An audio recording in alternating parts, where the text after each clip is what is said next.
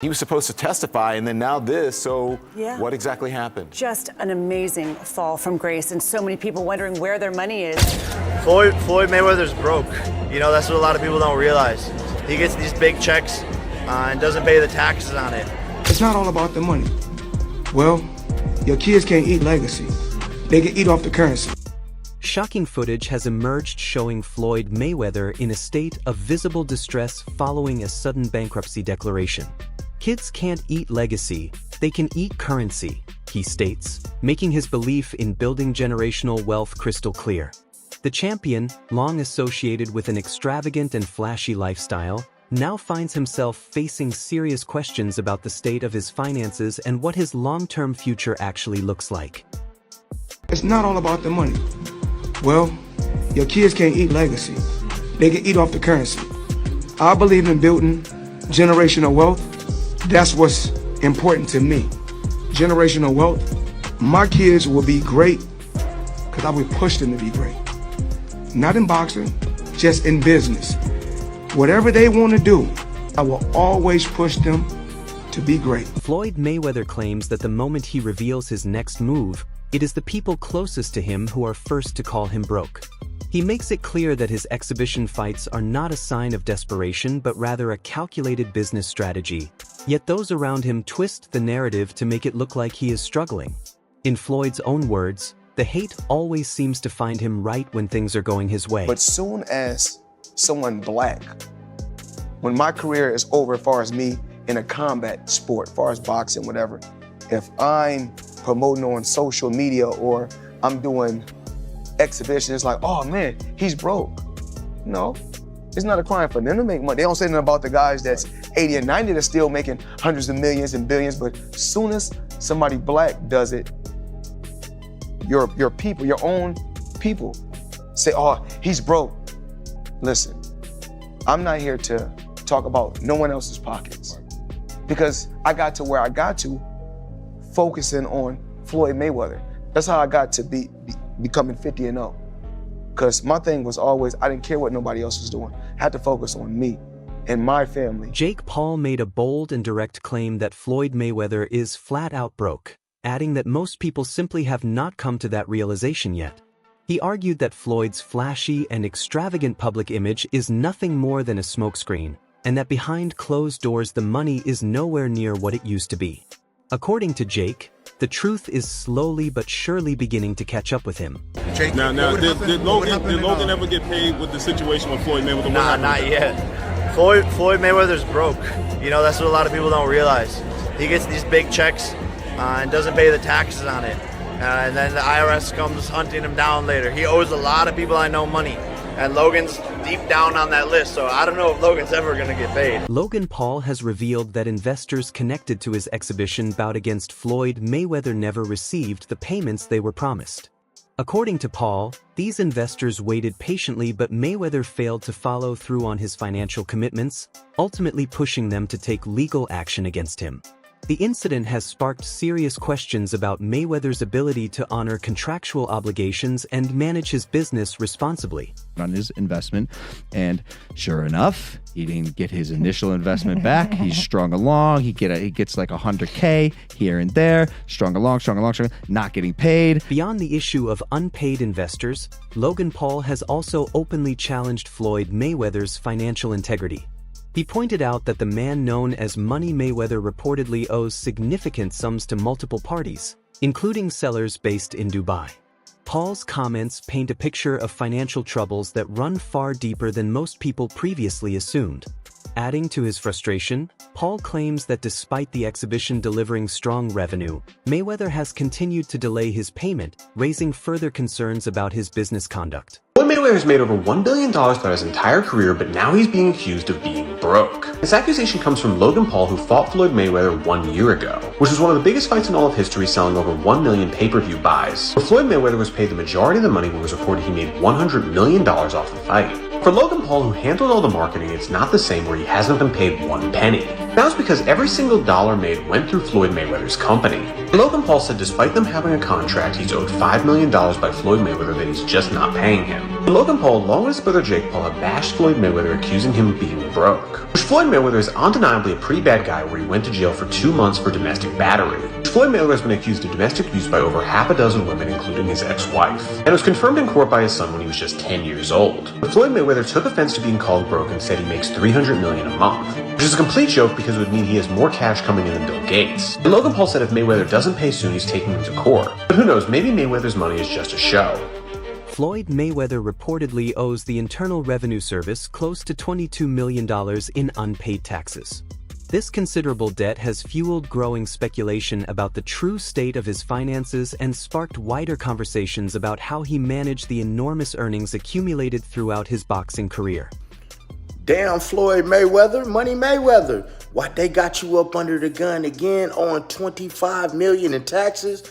Hey, man, you know, stuff about to get real for you, Floyd, man, because you already owe Gervonta Davis $33 million that you ain't paid him.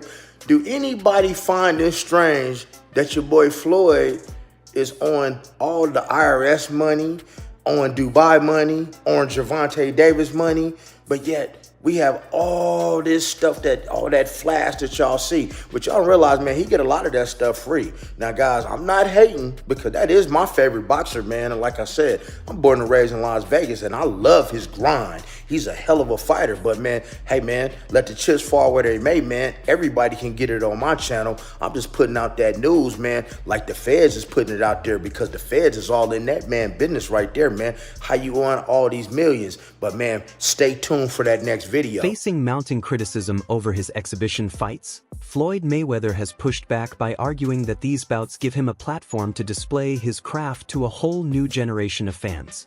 He insists that exhibitions serve as a way to entertain audiences and demonstrate his abilities without exposing himself to the full dangers of a professional fight. Case my talent and give people just a glimpse of, you know, what I was doing when I was at the height of my career, you know, when I was at the pinnacle of my career, you know. So just being able to just travel the world and put on shows, put on exhibition bouts, and still sell out arenas, it's a great feeling. But you know, the fans love it. Now, I truly believe if I took a lot of abuse in the sport of boxing throughout my career, then I probably wouldn't still be doing the exhibitions or putting on boxing showcases. But I didn't really take no abuse in the sport of boxing, so I feel like I can continue to go out there, have fun, and put on shows throughout the world. In a candid interview, Floyd Mayweather broke down the financial logic behind choosing exhibition matches over professional fights. He noted that while a real competitive bout might bring in around $20 million, an exhibition can pull in roughly $100 million, making it a far more attractive and profitable option now that his professional career is behind him. It's crazy that everybody keep asking me, why you not coming back to fight? Why you not coming back to fight? So I look at the fight game, I said, okay. I said, you know, fighters fighting, they make $3 million, $4 million, $6 million, $7 million. Some may make 10 or 20 million, but I'm doing exhibitions and I'm making 20, 25 million, 100 million for exhibitions. So why would I come back and fight and get a guaranteed 35 million when I'm doing exhibitions and getting 100 million? Imagine playing basketball and getting 40 million for a fucking preseason game. That's real money. And I get all mine up front. Despite Mayweather's reasoning, public opinion largely tells a different story. Many critics believe his continuous participation in boxing exhibitions is driven far more by financial necessity than any genuine love for the sport, suggesting the income is something he simply cannot afford to walk away from. I've said this shit for years. I think he needs the money, and I think that's why he's fighting. Ever since the Logan Paul fight, when you Floyd, you don't need money. You don't know what his finances are. This dude has gambling problems. This guy is. Whoa. Do you have any fucking link to to back up that ridiculous claim that he has gambling problems? Not gambling problems, but he gambles heavily. Yes, there is. He posts it all the time. Okay, do you have any fucking any links to back up that he loses? You don't know that he doesn't. All I know is that he's doing shit. My point is, until there are links there's stating no facts. I just think that Floyd Mayweather gambling has put him in debt. Like, no, why I didn't say that. I didn't say that. So what? I mean, you're the one that said gambling problem. Money. You said gambling problem and needs money. I think it's a mix between the way he lives his life, the money that he spends, You're and all the other insinuating a things lot. that go into You're it. insinuating a lot. You don't I am, know, and you I've don't always know, thought that. You don't know his finances. To take these fights, I'll continue thinking that. Floyd Mayweather's promotion and public handshake with Mag David Adams has been widely read as a financially motivated move. Many observers believe his involvement with the organization was heavily influenced by his current money pressures rather than any deeper personal interest. Separately, his alleged failure to repay a $2 million loan to rapper 50 Cent is said to have seriously damaged their once close friendship, serving as yet another example of the financial obligations that have strained his personal relationships. This looked like a friendship that was going to last a lifetime. What the hell happened between 50 Cent and Floyd Mayweather? He changed his mind. Now, what do you mean he changed his mind? As he was actually going into jail, he asked me to help him with Mayweather promotions. Right. Then as he actually got in and I took a look, I realized there is no Mayweather promotions. There's no LLC, there's no seal, it's not incorporated. It's just a name. Yeah. When he says helping with Mayweather promotions and it's not there, I go, okay, I know what he means. He wants me to get it together. Put it together for him. So I do TMT promotions, I get it all the way together. Yeah. Then he comes home, there's the Let's Get Floyd Back in Pocket campaign that goes on where, it's $300,000 chains, getting bored and buying the new Lamborghini and all these new things. And I'm sitting there going, yo, when you gonna give me the money? He acted like he didn't know anything. Like, I didn't tell you how to do that. I didn't tell you to do that. Do you think Floyd Mayweather scammed 50 Cent? Oscar De La Hoya has reflected on the moment Floyd Mayweather truly became Money Mayweather, pointing directly to their fight as the turning point. Before that bout, Mayweather's earnings were relatively modest, but the matchup dramatically elevated both his income and his public standing overnight. Before Mayweather fought me, he was making $2-3 million on my undercards. After beating me, Mayweather becomes Money Mayweather, and he becomes this global superstar. I think we sold 2-point-something million homes. I believe he made something like 8 million all said and done. And what did you make all said and done in that fight? I had to be closer to 80. You made 80 million, he made 8 million. So the negotiation was 90-10? Sometimes fighters don't understand negotiating the right way. Oscar De La Hoya has also been openly critical of Mayweather's choice of exhibition opponents, describing these matchups as embarrassing and stating plainly that Mayweather takes part in them for one reason only: money. Okay, Floyd Mayweather fought another exhibition against Gotti last Saturday. A real show that left the crowd booing in the arena at the end. But in the middle of the second round, Floyd literally had the referee swapped out. He didn't like that the referee told him to stop hitting behind the head. Floyd is used to having the refs do whatever he wants, and he wasn't getting his way this time. It was so embarrassing. Floyd, you're 50 years old. You're a legend in the sport. I've stood up for you in countless interviews, including Shannon Sharp's podcast last week. But you have to stop embarrassing yourself with these exhibitions. I know life is hard. I know life is expensive. But come on, dude, put your legacy first. Nobody wants to remember you like this. And it gets worse. Your jeweler filed a lawsuit against you in Miami. And many are saying you're gonna have to sell off your assets. Floyd, I'm rooting for you. Come on, let's turn it around. Back in 2021, Floyd Mayweather and rapper Tyga allegedly engaged a watch broker and made upfront payments in pursuit of acquiring luxury watches and high-end jewelry from Miami-based jeweler Leonard Sulyanov. This is how Floyd Mayweather and Tyga might get away without paying $4 million in jewelry. So a lot of wealthy people buy assets or luxury items under business entities. This allows them to pay less tax while also having protection against lawsuits personally. In this case, Tyga and Floyd used a watch broker and some upfront cash to make the deal go through. But as the days passed, no payment was made on the balance that was due, and even their agent admitted they owed $4 million. So what these two did is they signed and paid using a business, and then before paying the full amount, gifted it to themselves on behalf of the business that bought it. Therefore, the broker can't go after Floyd or Tyga because they didn't buy it from them personally, a business that they may control bought it, and then gifted it to them. But in this sense, is completely separate. But what they did is how the rich get richer. Us in our daily lives have no protection from lawsuits, but as soon as you use a business, the laws completely change. So I'm not saying you should do this or that they'll even get away with this, but it's definitely an interesting way to get expensive jewelry cheaper. Despite being surrounded by debt and financial controversy, Floyd Mayweather continues to project an image of unlimited wealth. He recently made headlines by reportedly dropping $42 million on building purchases. While most people facing financial pressure would pull back on spending, Floyd has doubled down on his Money Mayweather persona, making sure every big purchase is seen and talked about.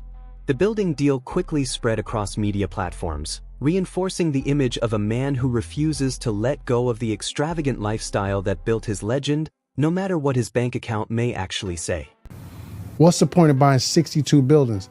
You buy a couple. No, 62 units, I think, right? No, 62 units could be one building. Yeah, it could be. They got buildings with 90 units and Yeah, it's 100 true. and some units. He has 62 multifamily units. That's what it says. So that's 62 buildings. Like you just said, it's probably so 62 think about buildings. it. Yeah. If he has that, some of the buildings might not be in the best condition. Right. So knock it down and build, or knock, if they're side by side, knock both of them down. Don't renew Right. rents. Let them move out and then build a skyscraper. Or if he makes commercial properties out of some of those. That's what I'm saying. However, it did not take long for cracks to appear in that story. Reports began emerging that the $42 million building acquisition was not quite what it was made out to be, with sources suggesting Floyd does not hold full ownership of the properties, but rather a minor stake or partial interest in them. For some odd reason, at the beginning of the year, Floyd Mayweather decided to tell us all that he bought a bunch of apartment buildings in Upper Manhattan. Everybody has found out that that wasn't true. Apparently, it's not that hard to figure out who owns property. This is not an indictment on Floyd Mayweather as a boxer. He is one of the best boxers we've ever seen. Anybody who is privy to Floyd Mayweather's antics outside of the ring knows Floyd ain't bought no goddamn apartment buildings in no Upper Manhattan, bro. We knew that when he told us. I'm not sure who Floyd Mayweather thought he was fooling. Nothing about Floyd Mayweather outside of a boxing ring says savvy. I'm sorry. This is the same Floyd Mayweather that 50 Cent told he would donate $50,000 to the charity of his choice to read Harry Potter. He bought $400 million worth of apartment buildings in Upper Manhattan. Come on, Floyd. The people who was living in them apartment buildings, the second they heard that Floyd Mayweather bought their building, they was on the phone with property management like, what's really? I will pay $10,000 a month, but I won't pay $10,000 a month to a nigga. Floyd, you can't just do that with Upper Manhattan apartment buildings, bro. Tell lies like that about the projects, man. You gotta do that to the hood, man. Ain't nobody going for that shit in Upper Manhattan. That same month, Floyd was also spotted showing off a newly purchased private jet, reportedly spending around $500 million to acquire it. The move seemed designed to send a clear message that he was still financially untouchable, even as bankruptcy rumors and lawsuits continued swirling around him. For Floyd, being perceived as wealthy appears to matter just as much as actually being wealthy. He takes this to the extreme, regularly photographed carrying backpacks visibly packed with stacks of cash, not to give away, but purely to be seen. Yeah. I think it was like a $5 or $8 million 5-fight deal or something like that. You have to check the numbers, but he turned that down to start his own promotion. And when he was with HBO, he worked out that deal to do the 24/7 where you can see the behind the scenes. Yeah. That was right around the time when reality TV was getting big. Yeah. So you didn't have social media then. People began to build and know Floyd off of the 24/7. Yeah. I can tell you right now, my wife even became a boxing fan from watching the 24/7s. Yeah. So the timing of him becoming his own boss, which you're gonna make the For majority. Floyd, it has always been about the image, constantly positioning himself as the richest and most extravagant person in any room. From outrageous public displays to his legendary watch collection, he has built an entire brand around excess. He always made a point of broadcasting every big purchase, framing it as simply sharing his lifestyle with the world. But it consistently came across as pure showing off. Now that the money has reportedly run dry, it is easy to look back and understand exactly why. Because the whole world watched every dollar go out the door. I need you guys to watch me talk about my watches. Right here, I got 3 cases. And they're all full of watches. So when I travel, I like to take, if I'm going for 45 days, I like to take 45 watches with me. I like to have options. So everybody's always asking me, what's your favorite watch? Well, one of my favorite watch brands is Avi & Co. As you can see right here, I got this a few months back, and it's one of my favorite watches. One of the best brands in the world. That's just my personal opinion. I like the brand so much, I went and bought another watch just yesterday, Avi & Co.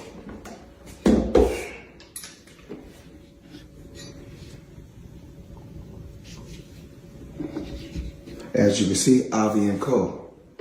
Now, let's talk about watches, let's talk about jewelry, let's talk about a few things. I need you guys to watch me talk about my watches. So we'll set this to the side. Now, we want to give the people an appetizer or something light. So we give you 2 appetizers, then we give you a main course. Just a few watches that I got while I travel. So check this out. We're going to go here first.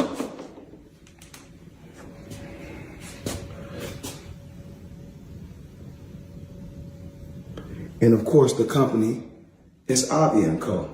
Crazy company. Now, I need you guys to come closer and check this out. So let me come give you guys a breakdown. That wraps things up for today's video on Punching Era. Stay tuned and we will see you in the next one.